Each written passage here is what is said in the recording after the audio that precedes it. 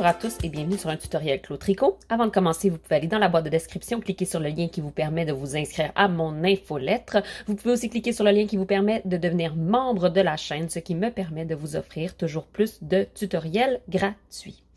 Aujourd'hui, on parle d'un sujet vraiment intéressant à mon avis, qui est le point envers lorsqu'on tient la laine dans la main gauche. Pourquoi c'est un sujet que je trouve intéressant? C'est que souvent, le point envers, c'est le point qui est plus lent, qui est plus difficile à faire, qui prend un peu plus de technique. Et c'est aussi le point, je trouve, qui a le plus de techniques différentes. C'est-à-dire que lorsqu'on tient la laine dans la main gauche, à la continentale, moi, je fais ce point.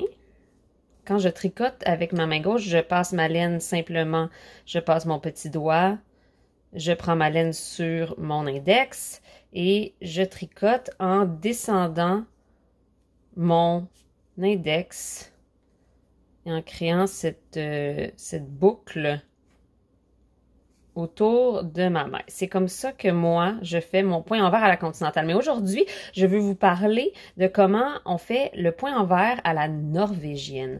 Et donc, c'est une technique qui demande un peu de pratique, mais que je trouve très intéressante, puisque ça nous permet de ne pas bouger du tout la main gauche.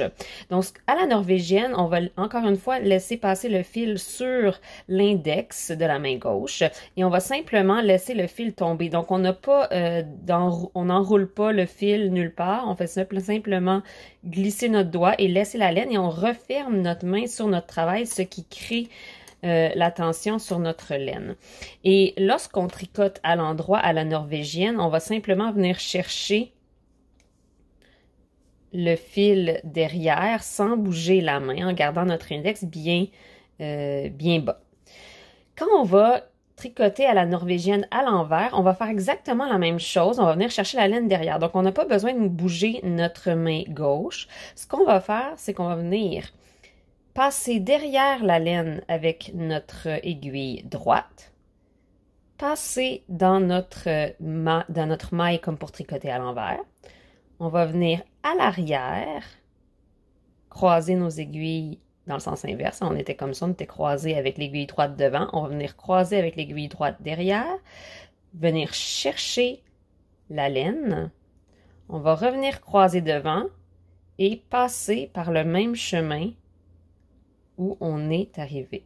Et on laisse tomber et on a notre maille à l'envers. Donc, encore une fois, derrière la laine, dans la maille, on change notre orientation. On vient chercher la laine comme pour faire un point en droit.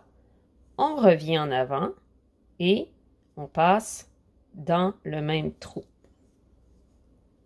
Derrière, pique, change, attrape la laine, revient par le même trou. Donc, vous voyez comment ça peut devenir une motion très fluide. 1, 2, 3.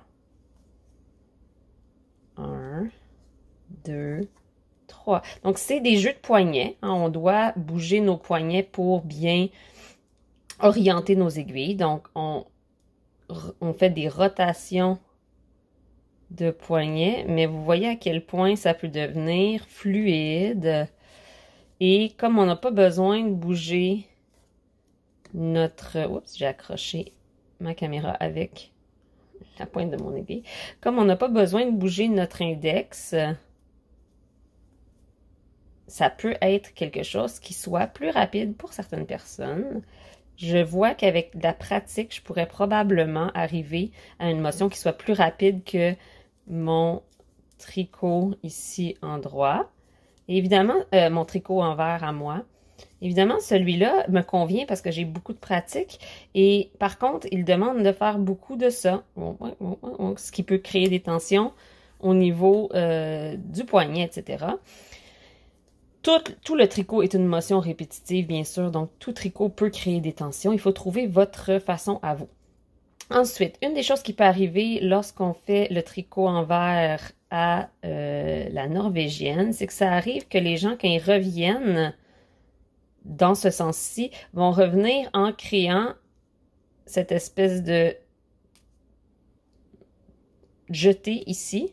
Et donc, quand ils vont venir pour faire la prochaine maille, il y aura une maille de trop sur l'aiguille. Vous voyez ce que... Je vais le faire correctement puis vous montrer ce que ça donne.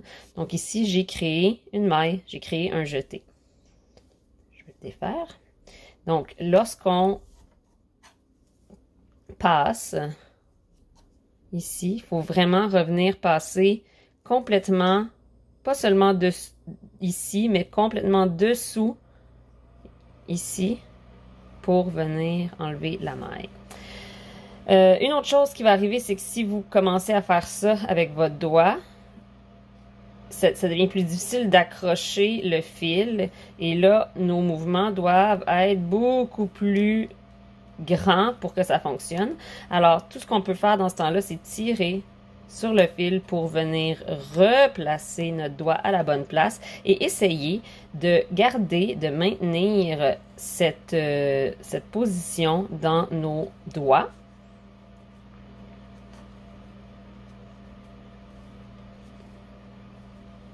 Et voilà, c'est tout. C'est tout ce qu'il y a à savoir sur le point envers à la norvégienne. Bien sûr, je ne suis pas norvégienne, donc si vous voyez un tutoriel similaire fait par des gens qui ont tricoté à la norvégienne depuis très longtemps, ils auront probablement encore plus de trucs que moi sur ce point. Je vais continuer à le pratiquer et voir si il va éventuellement remplacer ma façon à moi ou une autre façon que j'ai déjà vue où les gens utilisent le majeur, ce qui, comme vous le voyez, n'est pas ma façon à moi. Alors voilà pour le point envers à la norvégienne. Dites-moi dans les commentaires comment vous faites votre point à l'envers. Êtes-vous un tricoteur à l'anglaise, à la continentale, norvégien, à la portugaise même? Dites-moi ce que vous préférez comme technique. Je suis toujours curieuse de savoir vos trucs et astuces. Bon tricot!